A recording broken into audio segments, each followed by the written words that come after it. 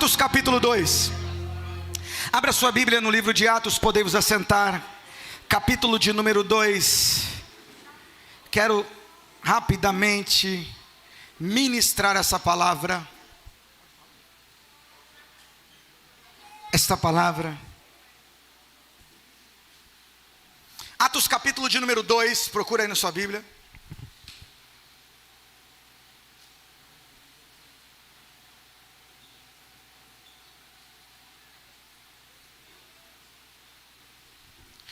Atos capítulo 2, quem achou diga amém. Olha para o lado direito e esquerdo, vê se tem alguém sem Bíblia. Ajuda quem está do seu lado. Olha para quem está do lado e diga assim: Deus quer falar contigo. Deus quer falar ao seu coração. Então fecha esse bocão e abre esse ouvidão. E não fale comigo não. Não. Amém? Rapaz, aqui é uma excelência que eu recebo a Bíblia até no ponto. Olha que coisa linda. Deus é bom demais. Cuida de nós em cada detalhe. Essa mulher é um presente. Família blessed, a família abençoada. Esse tema foi o tema do nosso congresso, casal blessed. Essa palavra, ela vem de abençoado, agraciado. Então, quando nós podemos vivenciar essa alegria de sermos abençoados, é só ler o texto de Mateus capítulo 5, 6 e 7, que Deus vai dizer para mim e para você: vocês são abençoados, vocês são bem-aventurados. Mas uma família abençoada, ela tem um comportamento, ela tem uma atitude, ela tem uma postura que precisa ser clara, porque ela entende da onde vem a bênção, ela entende aonde é o canal da sua bênção, aonde é a sua fortaleza, aonde é o seu alicerce, aonde é o seu fundamento.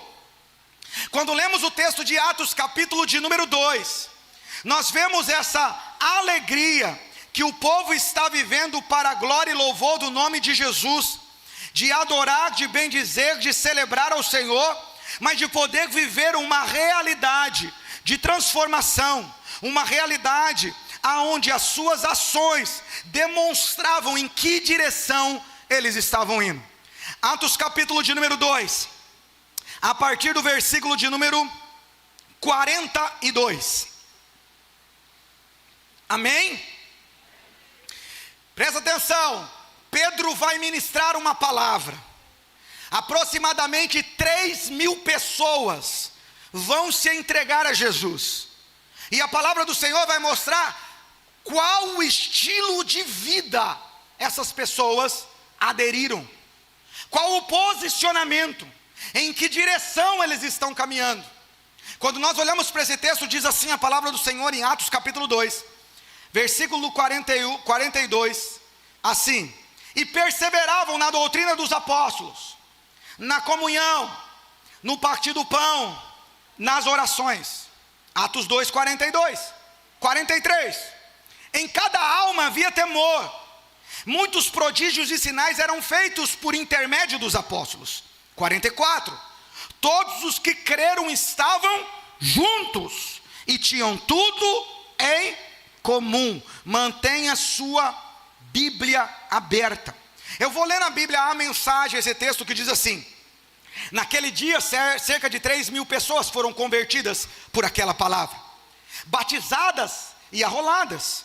Elas passaram a seguir o ensino dos apóstolos, a vida em comunidade, a refeição comunitária, a prática da oração. Todos ficaram perplexos com sinais e maravilhas realizados por meio dos apóstolos. Os crentes viviam uma harmonia maravilhosa e tinham tudo em comum. Essa é a realidade de uma família abençoada, família que tem princípios, família que tem fundamentos, família que tem um alicerce e a disposição de viver esse relacionamento de intimidade com Deus e de unidade com o Senhor. Quando olhamos para esse texto, o texto começa dizendo assim: e perseveraram. Diga para quem está do seu lado assim: não é uma atitude só hoje, não é uma atitude só para o amanhã, é uma atitude de constância.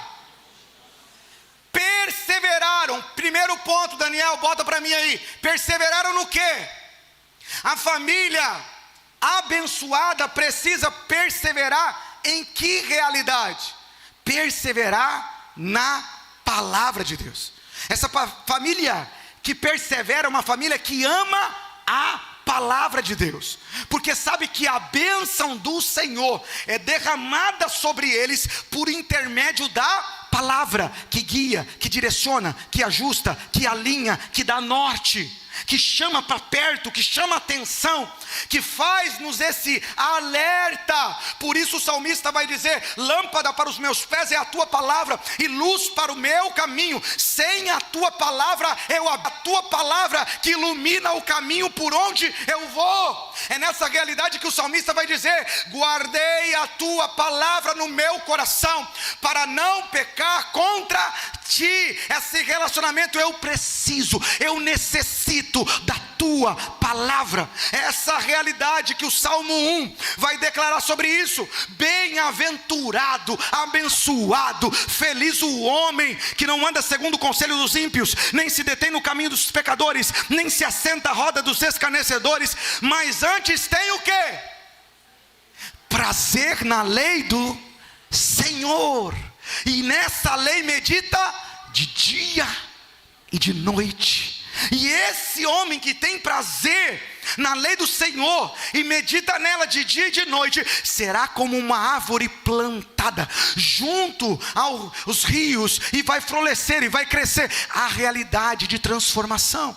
Olhe para Josué capítulo 1, o Senhor Deus falando com Josué: levanta da onde você está, o meu servo Moisés já é morto, mas você fará esse povo conquistar a terra que eu prometi, e eu estarei contigo todos os dias, mas não se aparte do livro dessa lei, mas medita nele de dia e de noite. Essa realidade de meditação, de unidade, de cuidado, de zelo. Olhe para o livro de Neemias. A palavra do Senhor vai dizer que quando ele ouviu sobre Jerusalém, que estava com os muros caídos e as portas queimadas, a Bíblia diz que ele sentou e ele chorou. Mas aí nós vamos ver o capítulo 2, nós vamos ver o capítulo 3, nós vamos ver vários capítulos desse homem que se posiciona a ver a transformação da realidade de Jerusalém. Mas eu amo o texto quando os muros estão prontos, as portas estão colocadas, e eles dizem: a primeira coisa que nós vamos fazer agora como povo é o quê? Esdras, pregue o livro da lei e leia para nós. E a palavra do Senhor diz que de manhã até o final do dia, Esdras lia a palavra. Uns celebravam, outros choravam, e o povo não saía do lugar ouvindo a palavra do Senhor. O povo está dizendo que o fundamento é a palavra de Deus. Viver uma realidade de bênção, irmãos, não fala de não passar por lutas, não passar por provação, não passar por desafios. Vamos passar por grandes desafios, mas aonde nós estamos firmados, aonde nós estamos alicerçados. Qual tem sido a nossa postura de perseverança? Toque quem está do seu lado, diga assim: não vai ser fácil, mas você precisa prosseguir. Diga assim: não vai ser fácil. Às vezes vai se sentir sozinho, mas você precisa perseverar. Fala: não é fácil. Às vezes a sua família é só você, mas Deus te chamou para perseverar. E a palavra te garante que na perseverança você vai vivenciar o propósito de Deus, o sonho de Deus, a graça de Deus e as transformações que só Deus pode realizar. Por isso que a perseverança na palavra precisa gerar uma continuidade. Você está com o texto bíblico aí? Está aberto aí? E perseveraram na doutrina dos apóstolos, no partir do pão e na comunhão. A comunhão, olha o segundo ponto nosso. Uma família abençoada é uma família que ama a comunhão e o partilhar. Eles estão vivendo uma outra realidade, não é a realidade do eu, é uma realidade do nós. Não é eu sou o filho, nós somos a família de Cristo. O mesmo sangue que foi derramado pela minha vida foi derramado pela sua. O mesmo poder de Deus que me tirou do império das trevas é poderoso para mudar a sua realidade, transformar a sua história. E daqueles que ainda não se renderam ao Senhor, é entender o poder, a graça e o mover de Deus, e saber que eu preciso de você, Lucas. Nós precisamos uns dos outros. Nessa caminhada de unidade, nós podemos celebrar um apóstolo Paulo, porque nós temos um Barnabé. A palavra do Senhor vai dizer que Paulo, quando conta o seu testemunho de encontro com o Senhor, os apóstolos o desprezaram, não acreditaram. Mas a Bíblia diz que Barnabé foi até onde ele morava, foi até Tarso, e o buscou para essa missão, e o chamou para essa missão, e o deu a ele crédito na sua palavra. E nós vamos nascer um grande líder, porque alguém se colocou à disposição. Mas através de Paulo nós vamos ver nascer Timóteo, através de Paulo nós vamos ver nascer Epafrodito, através de Paulo nós vamos ver nascer Filemon, através de Paulo nós vamos ver nascer Tito, e através de Paulo nós vamos ver nascer muitos outros, Lucas e tantos outros homens de Deus, que precisavam de uma oportunidade de estar junto, de caminhar em unidade. Alguns que precisavam de alguém para pegar a mão e dizer: eu acredito, eu creio no mover de Deus sobre a sua vida, creio no mover de Deus sobre a sua casa, eu creio no mover de Deus sobre o seu trabalho, eu creio no mover de Deus sobre a sua vida. Tem mais de um ano que esse homem está sem emprego e trabalhando com a marcenaria dele e lutando, e eu tenho falado para ele: Marcelo, eu creio que Deus vai abrir as portas. E Marcelo, ele é tão transparente, ele fala assim: pastor, eu não vejo nada, mas eu creio também. Esses dias ligou alguém para ele e falou: Marcelo, topa trabalhar para minha empresa? Ele falou: como é que é a sua empresa? Você vai ter o seu tempo livre para cuidar da sua marcenaria. Você vai ter o seu tempo livre para cuidar das coisas que você faz na igreja. Você vai fazer a revisão para mim de todos os freezers da Red Bull. Te dá asas. E você vai ganhar para isso. Cada freezer que você vê, você vai anotar no sistema, você vai ganhar para isso. E você vai fazer o seu horário, você vai fazer no seu tempo. E toda semana eu vou te enviar, e você vai ganhar o seu recurso. E Deus está abençoando, dizendo: filho, eu posso te sustentar sem te tirar do trabalho do reino. Eu posso te sustentar sem que você deixe de lado o sonho da marcenaria. Eu posso cuidar de você nos detalhes. Mas espera, dependa de mim e viva essa realidade de comunhão, de graça. Mas quantos momentos nós conversamos de luta, de dificuldade, e essa unidade é o que faz a diferença. Essa comunhão. Olha para quem está do seu lado e fala assim: você gosta da comunhão? Você gosta dessa unidade?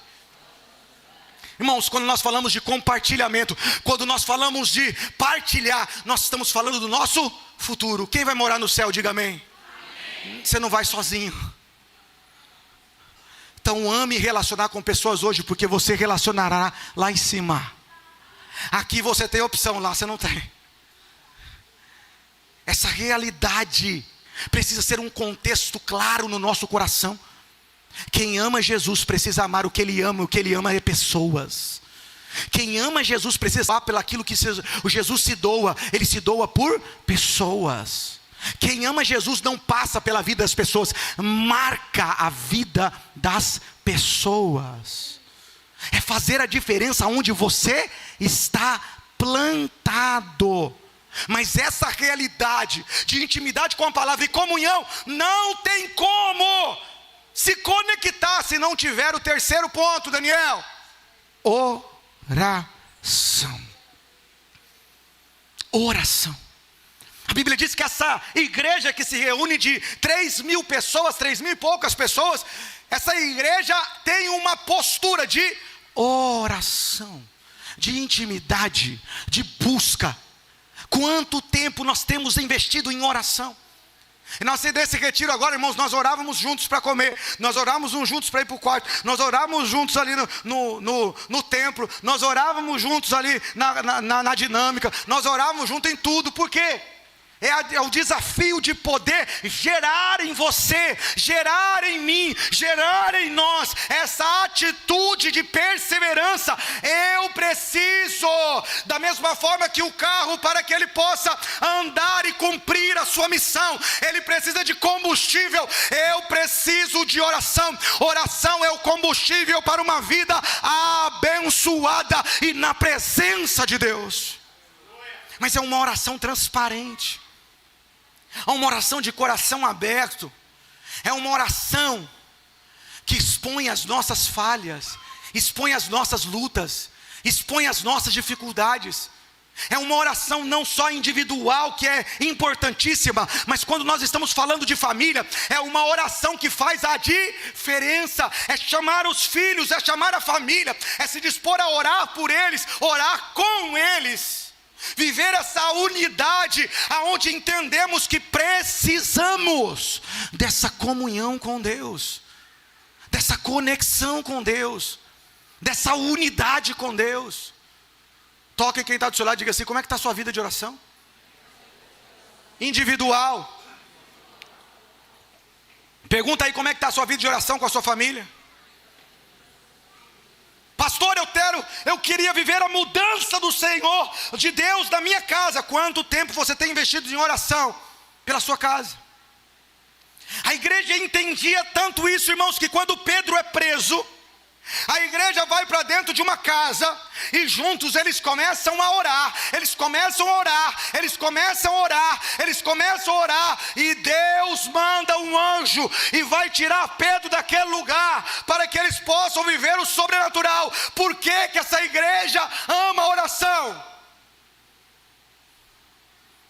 Porque Jesus, quando os enviou, disse para eles: olha, vocês vão por toda a terra, vocês vão batizar em nome do Pai, do Filho e do Espírito Santo. Vocês vão proclamar e ensinar as minhas leis.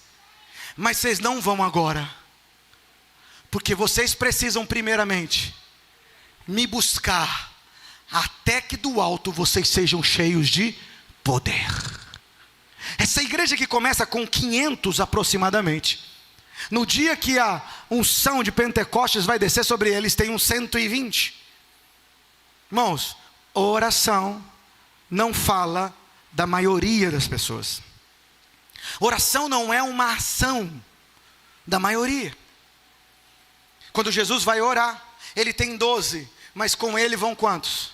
3.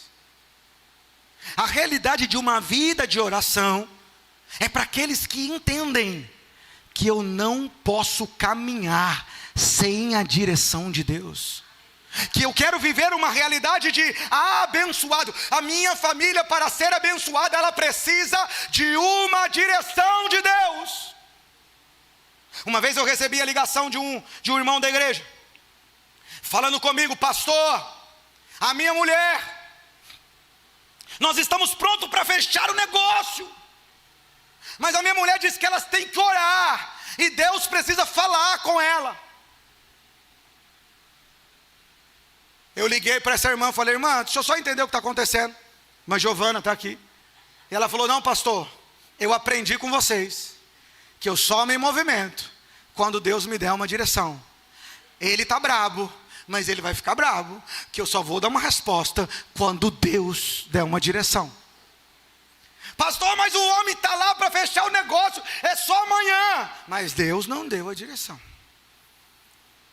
Passou-se 2 dias, a irmã Giovana falou: pastor, fechamos o negócio. Falei: deu certo? Ela falou: primeiro Deus falou. Qual é a nossa disposição de vencer a ansiedade e se posicionar em obediência à direção de Deus? As suas emoções vão gritar dentro de você, os seus desejos vão gritar dentro de você, a sua carne vai gritar dentro de você, mas a voz que você precisa ouvir é do Espírito de Deus dizendo: faça, não faça, pare ou avance. Essa realidade de fazer calar a sua carne. Não, mas eu quero demais, mas a minha vontade é essa. Não, peraí, mas o meu desejo é esse. Mas o Espírito de Deus está dizendo o quê? Não faça, Então faça calar o seu desejo, faça calar a sua carne, porque nós olhando para a história do rei Davi, nós vamos ver isso em todo o tempo, em cada batalha. Davi vai buscar a direção de Deus, o exército está todo lá preparado. A Bíblia diz que Davi fala: não sairemos sem antes ouvir ao Senhor. E a Bíblia diz que ele vai e ouve o Senhor, e Deus diz: vai e ataca-os, porque eu te darei vitória. E Davi então dá o comando. A Bíblia diz que depois que eles voltam, sobrou poucos homens do outro exército, mas os poucos homens que sobraram se posicionaram em batalha. Davi coloca o exército dele de novo em batalha, e o povo fala assim: agora nós vamos, Davi, é pouca gente. Davi fala: não iremos sem antes falar com o Senhor. E Deus vai dizer para ele assim: Davi, não vai, entra por meio da floresta, Davi, e ouvirás quando eu passar por cima de você, e eu vencerei a batalha por você. Davi vai viver essa realidade de obedecer a Deus, de ouvir a Deus, de obedecer a Deus, de ouvir a Deus, de ser perseguido, de passar por lutas, de passar por situações difíceis, mas sempre à disposição de ouvir a Deus. Mas a Bíblia diz: no dia que os reis iam para a batalha, no ano que os reis iam para a batalha, Davi não foi,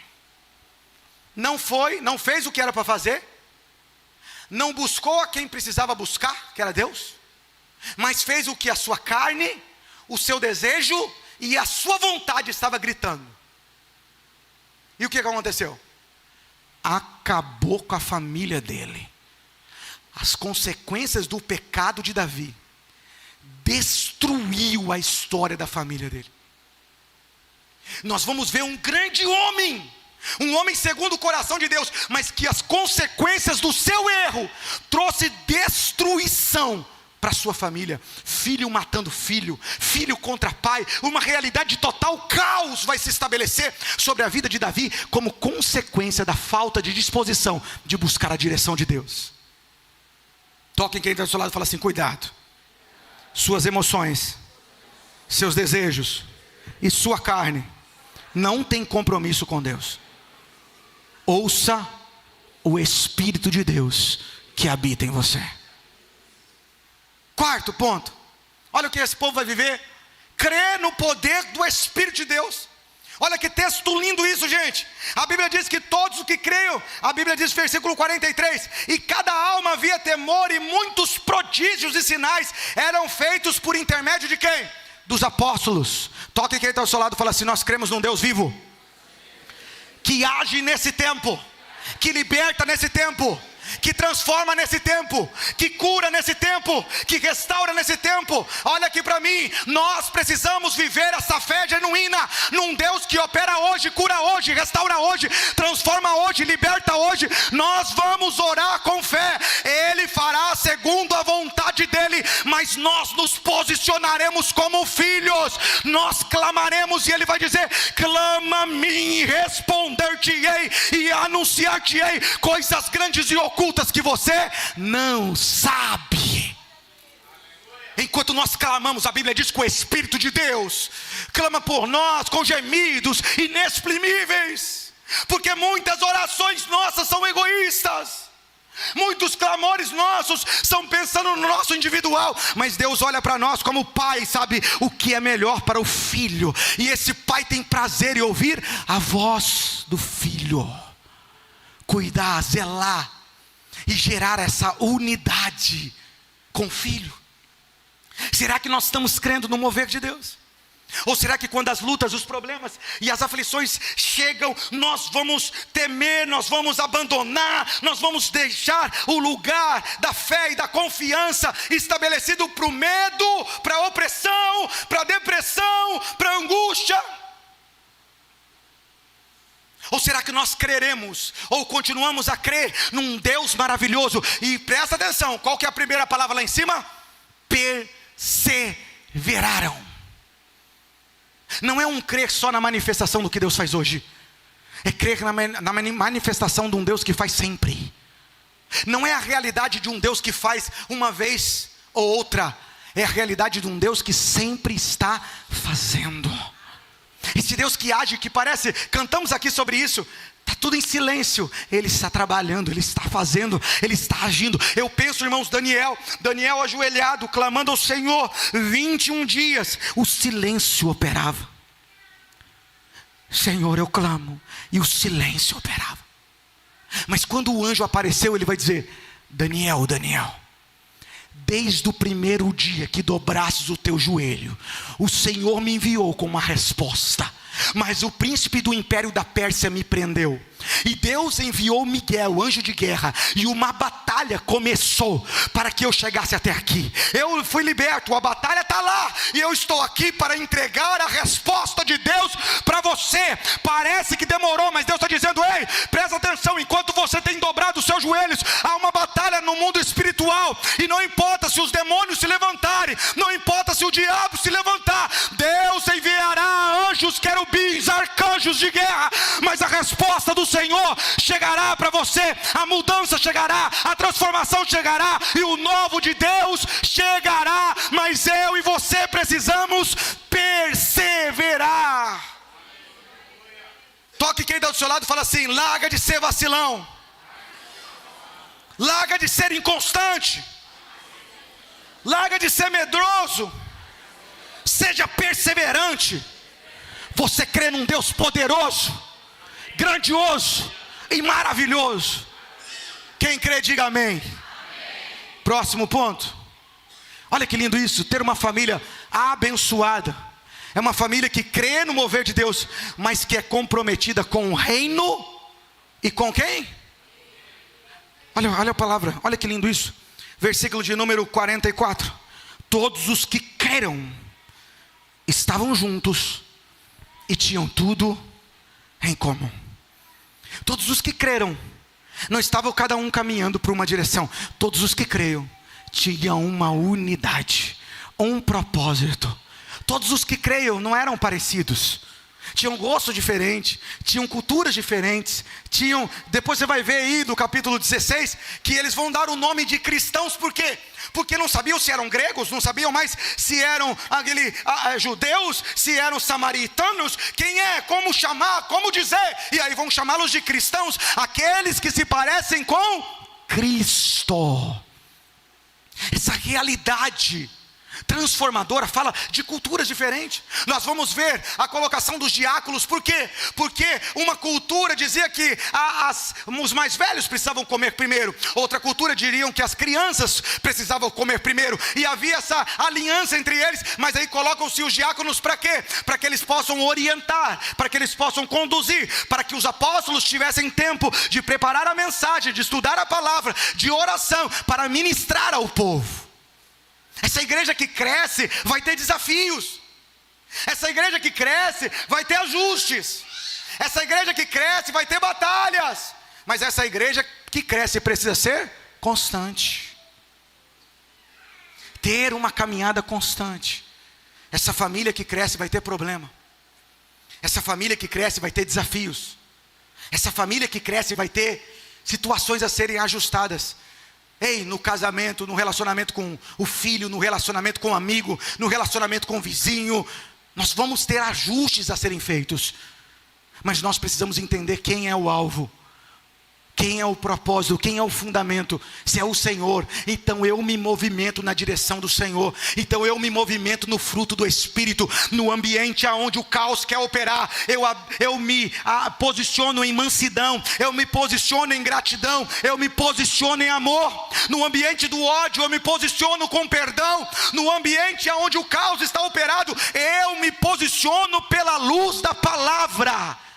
Porque a hora que olharem para você, para a sua postura e para a sua caminhada, eles vão dizer: essa pessoa é diferente.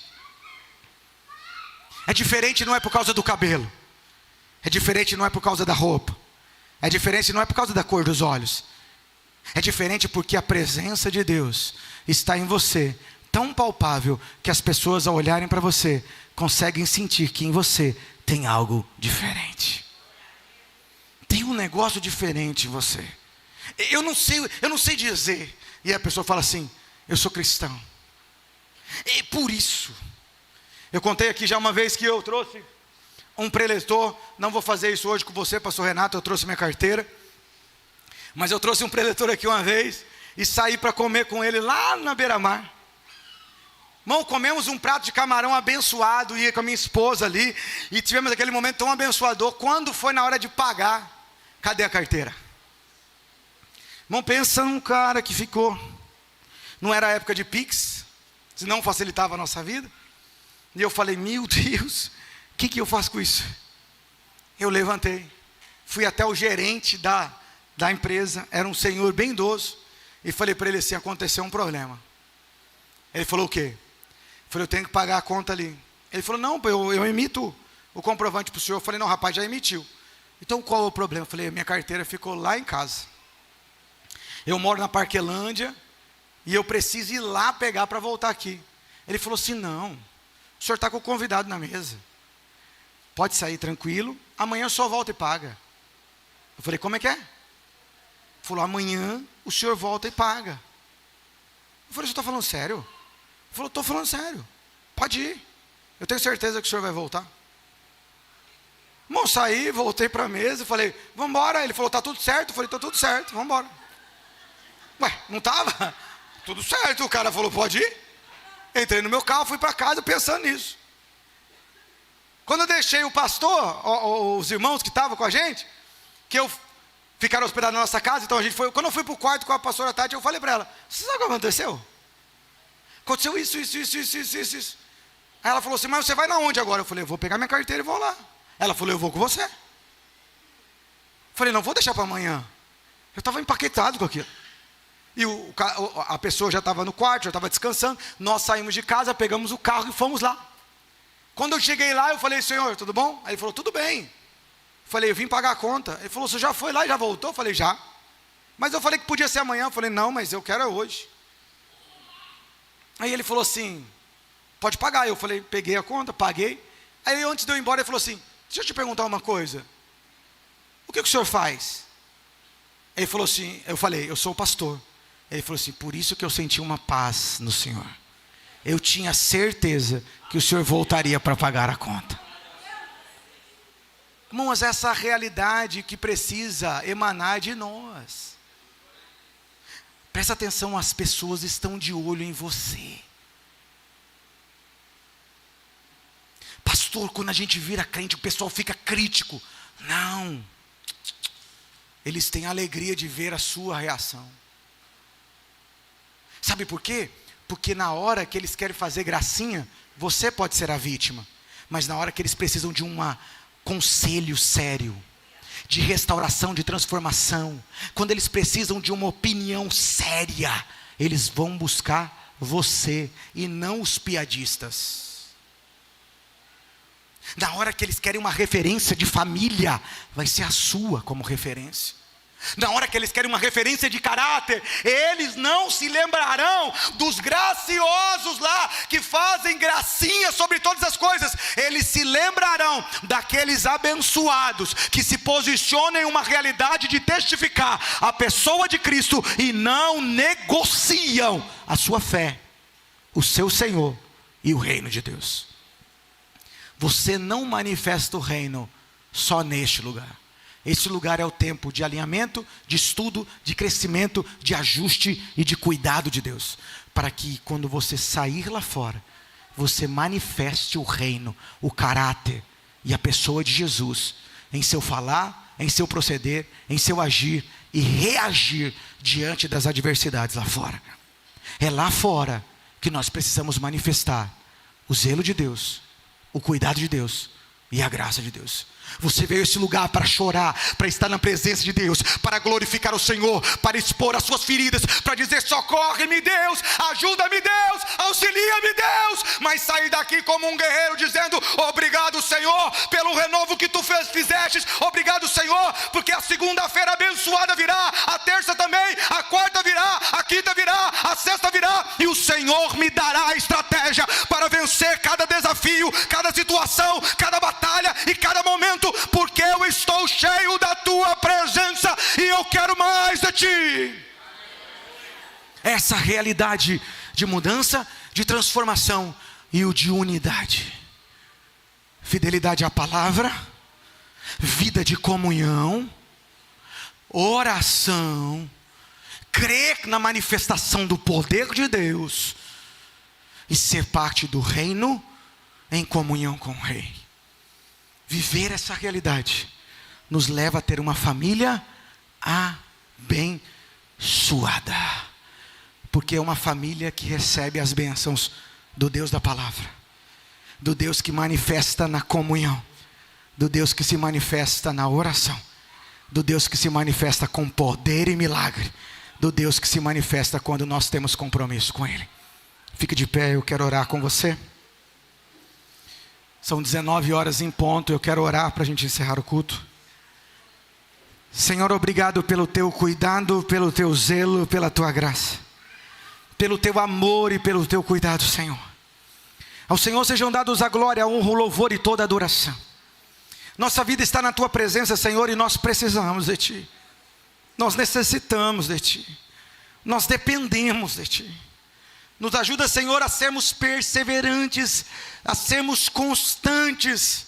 Nos ajuda, Senhor, a viver a unidade do teu poder, da tua graça.